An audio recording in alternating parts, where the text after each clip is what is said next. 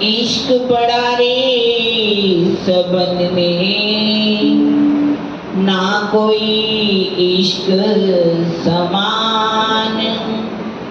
एक तेरे इश्क बिना उड़ गई सब जहान, उड़ गई सब जहान।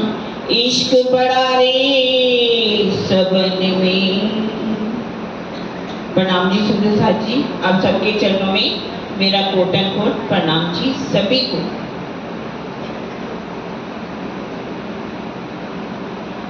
आज अभी कुछ समय पहले यही प्रकरण हमने सुना, इश्क बड़ा रे सबन में, ना कोई इश्क समान। एक तेरे इश्क बिना उड़ गई सब जहां। इश्क बड़ा रे सबन में।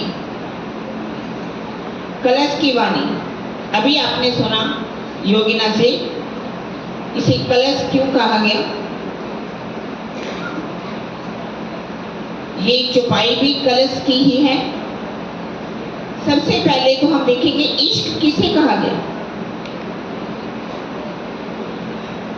इश्क चार प्रकार का होता है वैसे, नफ्सी, हिर्सी, हकीकत का और माफरत।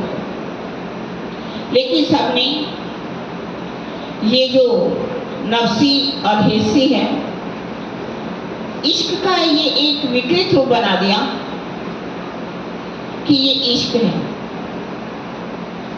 वास्तव में इश्क हकीकत का है और मार्फत का है। हमें धन की नियामतें सब मिली, क्यों? क्या मिला? ज्ञान। सबसे बड़ी नियामत हमारे पास क्या है? ये ज्ञान। और फिर क्या है? सेवा। ज्ञान अगर हमारे पास है, प्रेम नहीं है, कोरा प्रेम इश्क ज्ञान है हमारे पास, तो ये हमारे अंदर क्या पैदा कर देगा? अहंकार पैदा कर देगा, मैं खुद ही पैदा कर देगा। हम सेवा कर रहे हैं, सेवा अगर कर रहे हैं लेकिन उसमें हमारे पास प्रेम नहीं है, तो ये ज्ञान सेवा जो है वो भी हमारे अंदर मैं खुद ही पैदा कर देगी। प्रतिष्ठा लेने के लिए सोचेंगे कि हमारी प्रतिष्ठा होनी चाहिए।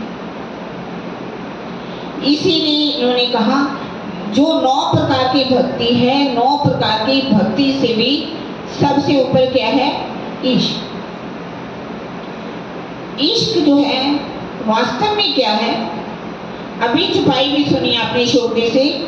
इश्क कोई लक्षण जो नैनो पलक न ले, दौड़े फिरे न मिल सके, अंतर नजर पिया में। इश्क को ये लक्षण, इश्क का वास्तविक लक्षण क्या है?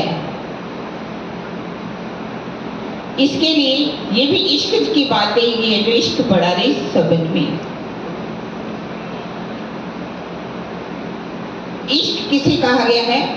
बाबा फरीदी हुए एक सूफी संत, उन्होंने गुरबानी के अंदर इश्क के लक्षण बताए हैं कि इश्क का लक्षण क्या है। एक लक्षण पहला क्या बताया उन्होंने? उसे संसार अच्छा नहीं लगता, खाने पीने की उनको सूध नहीं रहती, जिस कारण से उसका रंग क्या लिखा हुआ है? पीला हो जाता है। जब ध्यान शरीर की तरफ से हट जाएगा, अच्छा ही नहीं लगेगा, तो रंग तो पीला पड़ेगा ही। दे दर्द जर्द गर्द रद करे, ये शरीर, हमारी वाणी भी कह रही है कि शरीर कैसा हो जाता है? पीला पड़ जाएगा। उसके अंदर मांस, लहू, रगम सब ऐसे हो जाता है जैसे हवन में सामग्री डाली जाती है, कि शरीर भी उसमें सब पीस करके क्या बन जाता है? लकड़ी की तरह हार्ड हुए सब लकड़ी। सिर श्रीफल विरहा अगेन, मांस, मीच, लहू, रगा, इनवित होत अगेन।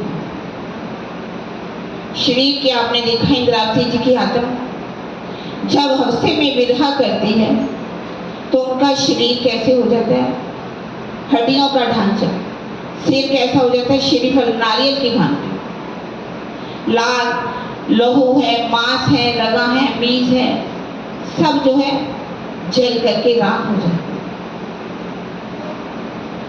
उनके अंदर दूसरा लक्षण लिखा है, आहें निकलती है, अंदर से आवाज आने लगती है, हाय राजी राजी कब आओगे कब आओगे, आहें निकलती है।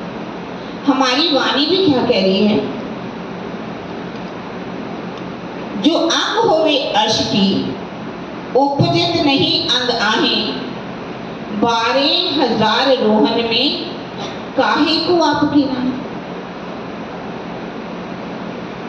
यदि हमारे अंदर से हमें प्रीतम से मिलने के लिए आह नहीं निकलती, आह भी कैसी, आवाज नहीं आएगी उसकी, अंदर ही हुक हुक श्वास ले, अंदर ही श्वास लेने शुरू करती, इसलिए आवाज नहीं बल्कि अंदर से सिसकने की, कहते पहले क्या है, रोने की आवाज आती है, रोने में आवाज आएगी लेकिन धीरे धीरे सिसकियां बननी शुरू हो जाती है और धीरे धीरे तो क्या होता है, आवाज भी आनी बंद हो जाती है। एक लक्षण बताया उन्होंने, उनकी आंखें जो हैं क्या है, भीगी रहती है। तीसरा लक्षण बाबा फरीद जी ने गुरबानी में लिखा है कि उनकी आंखें जो हैं भीगी रहती है। हमारी वाणी भी क्या कहती है, पिया मोहे स्वात न आवही, ना कछु नैनो नीर, पिया बिना पल जो बीतत, जो मेरे पल भी निकल रहा है ना, समाप्त हो रहा है, एनस ढके शरीर, मेरा शरीर जो है जल करके राख होता जाए, मेरे अंदर से जो नीर था, आंखें जो पहले पानी निकलता था, जैसे कि हम खटोती वाणी में भी क्या पढ़ते हैं, डोहलाते जल बही गया, आया ते निर्मल नीर, पिया बिना हूँ एकली,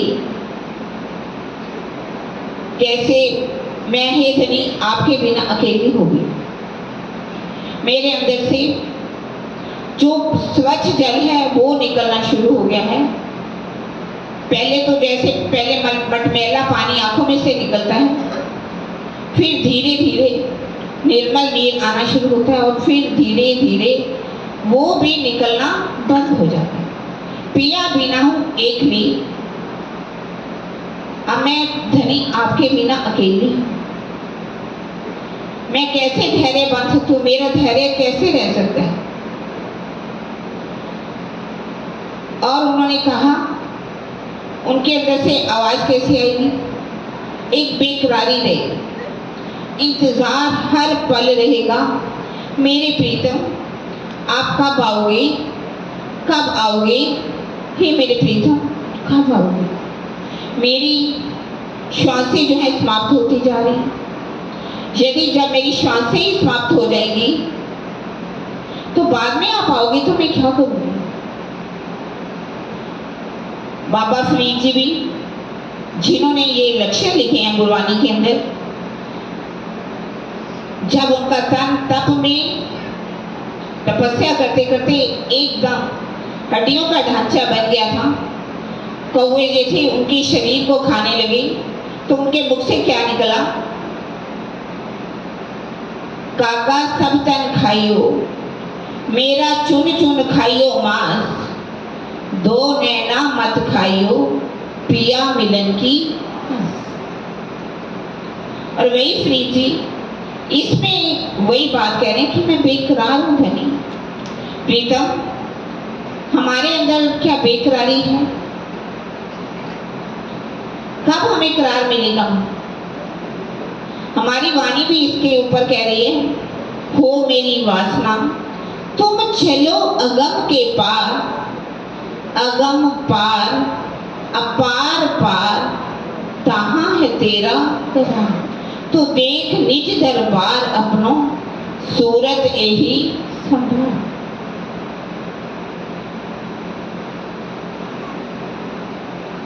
उसके अंदर से इंतजार रहता है। और एक बात लिखी उन्होंने, इंतजार। क्या हमें इंतजार है? क्या हमें इंतजार करते करते ये संसार अच्छा लग रहा है? यदि ये संसार अच्छा लग रहा है तो इसका मतलब कि अभी भी हमारे अंदर अपने प्रीतम के मिलने का इंतजार नहीं। यदि इंतजार हो तो ये संसार हमें कैसे अच्छा लगेगा? ये शरीर कैसे अच्छा लगेगा? ये रिश्तेदारी कैसे अच्छी लगेगी? कैसे हमें उनके साथ मोह होगा? कभी भी नहीं हो सकता। हमें हर पल एक एक श्वास में अपने प्रीतम की इंतजार होनी चाहिए। हे प्रीतम, मेरा ये भी पल निकल गया, ये भी मेरा पल निकल गया, अब तो आप आ जाओ।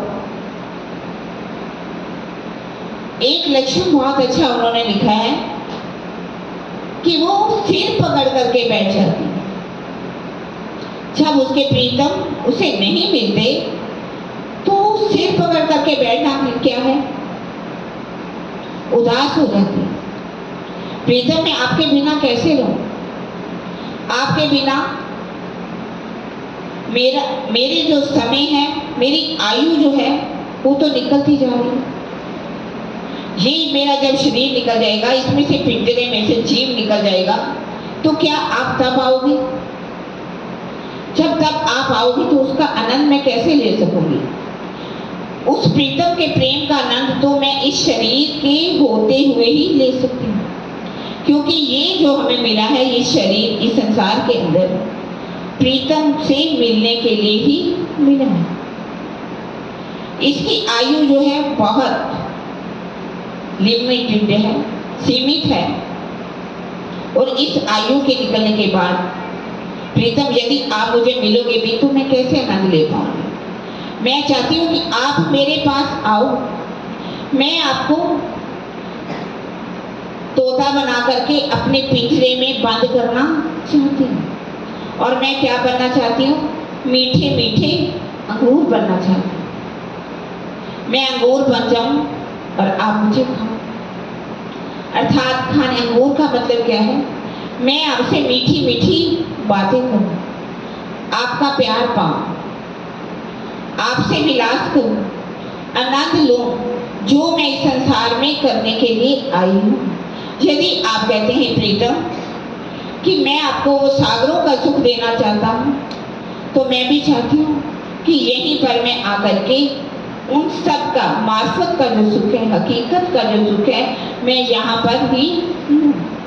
तभी कहा, इश्क बड़ा रे सबंध में, इश्क को ए लक्षण जो नैनो पलक न ले, नैनो पलक न ले, उसकी पलके जो हैं इधर उधर नहीं जाए। जैसे कि हम चितवनी करते हैं, तो चितवनी में हम क्या करते हैं? संकल्प में ही पहले चितवनी करते हैं। हमारा संकल्प होता है, उसे हम काल माया को पार करते हैं, योग माया के ब्रह्मांड को पार करते हैं, योग माया के ब्रह्मांड को पार करके सर्वराज सागर से चार हर हवेली, वन की नहरें, मानिक पहाड़ की हद, ज्वेरों की नहरें, अक्षरधाम को पार करके जमुना जी में झीलना करके अमृत वन की रौस पर चलते हुए चांदनी चौक से 100 सीढ़ी चढ़ के धाम दरवाजे को पार करके 28 धाम के चौक से 4 चौरस हवेली को पार करके हमारी सुरता उस मूल मिलावे में पहुंच जाती। जब उस मूल मिलावे में पहुंचती है, अपने धनी का दीदार करती है। जब धनी का दीदार करती है तो ये पहले हमारी संकल्प में चितवनी होती, लेकिन धीरे धीरे हमारे अंदर दर्द बढ़ता चला जाता, प्रेम बढ़ता चलता जाता, भावात्मक जो चितवनी है हमारी शुरू हो जाती, ज्ञान में चितवनी। क्योंकि ज्ञान, ये कोरा ज्ञान, जैसे मैंने कहा, ज्ञान से ऊपर है प्रेम, इश्क। वो विरहा से भी, विरहा भी हमारा ऊंची अवस्था है, लेकिन विरहा से भी ऊंची अवस्था है वो प्रेम का आ जाना। वो प्रेम धीरे धीरे हमारा बढ़ना शुरू होता है, क्योंकि इंतजार जो है वो आत्म नहीं कर पाती, वो बेकरार हो जाती है, उनकी आंखों में आंसू बहने शुरू हो जाते, संसार अच्छा नहीं लगता, भूख प्यास नहीं लगती, वो खामोश हो जाती। रस मगन भई सो क्या गावे, बिजली मन चित बुध मनवा, शब्द सीधा मुख क्यों आवे। उसके मुख से कुछ बात नहीं निकलती, वो अपने प्रेम की बातें किसी को बता नहीं पाती, खामोश हो जाती, संसार की बातें करना उसको अच्छी नहीं लगती। दर्द एक ही रहता है कि मेरे प्रीतम आप आ जाओ। ये स्थिति उसकी बदलती जैसे जैसे विरहा परिपक्व रूप लेता जाता है, प्रेम का रूप ले लेता है, एक ना एक दिन ऐसा होता है कि उसको धनी का दीदार हो जाए। हमारे लिए भी ये एक चौपाई में सिखापन है। वो कह रहे इश्क को ये लक्षण नैनो पलक ना ले। नैनो उसके जो नैन है ना, पलके झपकती नहीं है। आपने बीतक में सुना मुरलीधर जी कैसे वो कितने 3 घंटे की चर्चा हो, चाहे 6 घंटे की हो, 5 घंटे की हो, जिस आसन में बैठ जाते हैं बैठे रहते हैं, आंखें उनकी खुली रहती हैं, अपने प्रीतम का दीदार करते हैं, श्री जी साहिब का दीदार करते हैं, चर्चा में डूब जाते हैं, विरहा में वो डूबे रहते हैं। नैनो पलक न ले, दौड़े फिरे न मिल सके, अंतर नजर पिया में ले। क्यों? तभी उन्होंने कहा दौड़े फिरे न मिल सके। हम तो 10 मिनट की चितवनी करते हैं, 15 मिनट की चितवनी करते हैं, हम सोचते हैं चलते फिरते हमारी चितवनी। देखिए ये चौपाई हमें बता रही है कि इससे नहीं, ये हमारी तब होगी जब हमारे को अपने प्रीतम का दीदार हो जाएगा, हम अपने धनी की शोभा में खो जाएंगे, श्रृंगार में खो जाएंगे। धनी का दीदार हम अपनी आत्मिक नजरों से करेंगे। रू नैनो दीदार कल, रू जुबा हंसो बोल, रू कानो बातें सुने यही पट अरिश का। उन्होंने कहा ने तब दीदार कहाँ होगा, हमें दीदार होना है तो कहाँ होगा। चौपाई का चौथा चरण कहता है अंतर नजर पिया में। हमें हमारा जो धनी का दीदार होगा हमारे आत्म में, हमारे धाम हृदय में ही होगा, क्योंकि हमारे जो धनी है कहाँ पर विराजमान है, वो हमारे धाम हृदय में ही विराजमान है, कहीं और नहीं। धनी क्या कहते हैं, अर्श तुम्हारा मेरा दिल है, तुम आए करो आराम, सेज बिछाई रुझ रुझ के यही तुम्हारा मिशन। धनी तो हमारे धाम हृदय में। जब धनी हृदय में है तो फिर वहां कोई ताला नहीं है, कोई द्वार नहीं है। ताला द्वार ना कुंजी खोलना, समझाए दे सब आप, दिल अपने में हक बसे, जो जानो त्यों करो। धनी कहाँ है, हमारे धाम हृदय में ही विराजमान है। पर्दा किसने कर रखा है, हमने कर रखा है। पर्दा तो ही करत है, अंतर न आड़े राज्य कहीं नहीं। हमने पर्दा कर रखा है, वो भी कौन सा पर्दा, ये शरीर का पर्दा, ब्रह्मांड का पर्दा। जब हम इस शरीर से परे हो जाएंगे, इस ब्रह्मांड से परे हो जाएंगे, अपने अंतःकरण से भी, मन चित्त बुद्धि अहंकार से भी परे हो जाएंगे, इनके अंदर सिर्फ जो प्रेम है वो ही भरा होगा। इश्क की बात की गई है, जो इश्क, जब वो इश्क हमारे अंदर होगा तभी ही हमें अपने धनी का दीदार होगा। अगर हमें इश्क नहीं मिलता सदस्य, हम अपने विरहा में नहीं डूबते, प्रेम हमारे अंदर नहीं आता, तो चौपाई क्या कहती है, इश्क है हमारी निशानी, इश्क बिना दूल्हा मैं रानी, इश्क बिना मैं भई वीरानी, इश्क बिना बिना न जाए पहचाना। इश्क है हमारी निशानी। हमारी निशानी क्या है, इश्क है सदस्य। इश्क बिना दूल्हा में रानी, इश्क ना होने के कारण ही हम इस संसार में आकर के रद्द हो गए, बिना दूल्हा के हो गए।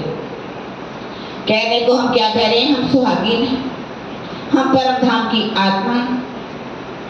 यदि हमारे अंदर इश्क नहीं है, हम अपने आप को सुहागिन कैसे कह सकते हैं? हम सुहागिन तभी कहेंगे जब प्रीतम हमारे धाम हृदय में आकर के विराजमान हो जाए। इश्क बिना में भई वीरानी, वीरान हो गई सुंदर साथ जी। भले ही मैंने सेवा की, प्रेम नहीं है तो ये सेवा भी व्यर्थ हो। जैसे कि एक जंगल हो, बाग हो, उसमें पेड़ तो हो, पेड़ पर पत्ते भी नहीं, पत्ते नहीं है तो उसमें कोई हरियाली भी नहीं है, ना फूल है, ना फल है, ना सुगंधी। तो भले ही कितना ज्ञान क्यों ना हो हमारे अंदर, बिना प्रेम के ज्ञान क्या ले आता है हमारे अंदर? बुजुर्गी ले आता है। बुजुर्गी मारे रे साथ जी, बुजुर्गी मारे जिन लई बुजुर्गी दिल पर, तिनको कौन उबारे। प्रतिष्ठा की इच्छा, सेवा करने में प्रतिष्ठा की इच्छा हो जाती है। प्रतिष्ठा, वाणी में क्या कहा? मार प्रतिष्ठा पैगारो जो दगा देत बीच। इस बुजुर्गी को किससे मारना चाहिए? जूतों से मारना चाहिए। इसको अपने अंदर से निकाल देना चाहिए। और वो प्रेम की सुगंधी जब आएगी ना, हम सेवा करें, ज्ञान भी क्यों ना हो, वो अहंकार नहीं आने देगा, प्रतिष्ठा की इच्छा नहीं रखेगा, धनी क्या दिया हुआ ज्ञान समझेगा, वो सबको प्रेम बांटेगा, सबको प्रेम के रास्ते पर चलाएगा। तो ये प्रेम हमें अपने अंदर लाना हुआ। तभी कहा इश्क बड़ा रे सबन में, ना कोई इश्क समा, एक तेरे इश्क बिना उड़ गई सब जहां। एक तेरे इश्क बिना, तेरा इश्क ही नहीं आया प्रीतम, मैंने और कितनी भी नियामतें क्यों नहीं ले ली, मेरे अंदर क्यों ना आ गई, मैंने कितनी भी सेवा क्यों ना कर ली, समर्पण भी कर दिया। समर्पण में मैं खुदी, हमारी मैं खुदी जो है वो समर्पण है। हमें इस मैं खुदी अपने अंदर नहीं आने देनी। ये मैं खुदी हमारे और धनी के बीच में क्या बन जाती है? पर्दा बन जाती है। ये राजी को मिलने नहीं देती। मैं खुदी जो है ये क्या है? कौन सी? संसार की मैं खुदी। दो प्रकार की है मैं खुदी। एक धनी की मैं, हम इस संसार की मैं खुदी को निकाल करके हमारे अंदर कौन सी मैं खुदी आनी चाहिए? धनी की मैं। यदि राजी ने ज्ञान दे भी दिया तो ये किसने दिया? मेरे धनी ने दिया। ये समर्पण की भावना हमारे अंदर होनी चाहिए। यदि समर्पण की भावना है तो प्रेम आएगा। प्रेम के लिए उन्होंने क्या कहा? मेरी पहचान ही क्या है? प्रेम। ये रहनी, हमारी रहनी हमें बताएगी। हम दूसरों को पहचान देने चले, मान लीजिए हम अपने आप को ब्रह्म सृष्टि कहलाएं, लेकिन प्रेम तो हमारे अंदर है। सब कहेंगे अपने आप को ब्रह्म सृष्टि तो कहला रहे हो, लेकिन हमारे अंदर गुण होने चाहिए। धैर्य का गुण होना चाहिए, श्रद्धा का गुण होना चाहिए, सहनशीलता का गुण हमारे अंदर होना चाहिए, तभी तो हमारी पहचान होगी।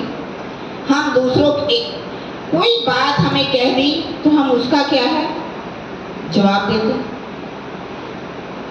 हमें कोई कसाला देता है तो हम उनको क्या देते हैं? उनको बात सुनाते हैं।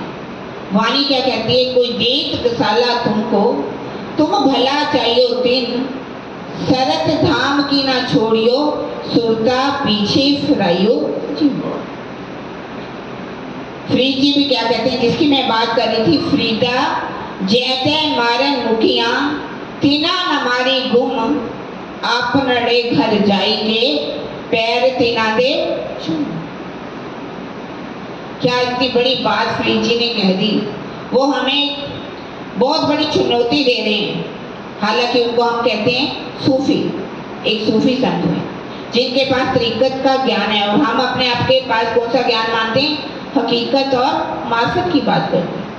कह रहे हैं फरीदा जैते मारन मुखिया तीना नमारी गुम, आप नड़े घर जाएंगे पैर तिना दे। ये जब तक हमारे अंदर गुण नहीं आएगा धैर्य का, सहनशीलता का, तो हमारी ब्रह्म सृष्टि कहलाने का दावा लेने का कोई भी फायदा नहीं।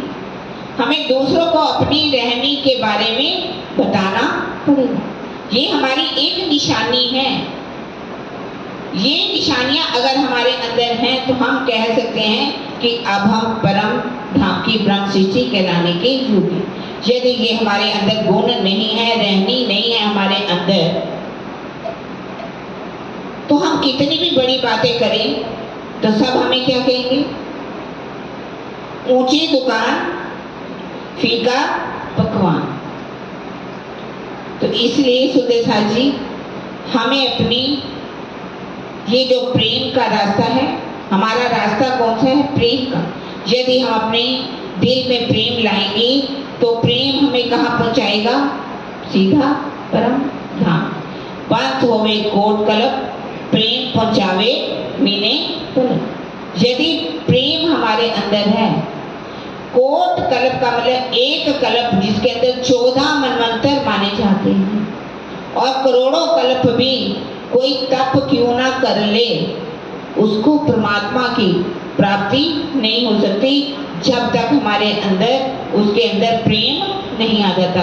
यदि प्रेम आ गया तभी कहते हैं पंथ होवे कोट कल्प, प्रेम पहुंचावे मीने। हम कितनी भी चितवनी कर रहे हैं सुंदर साथ जी, अभी हमारा दिल कोमल नहीं।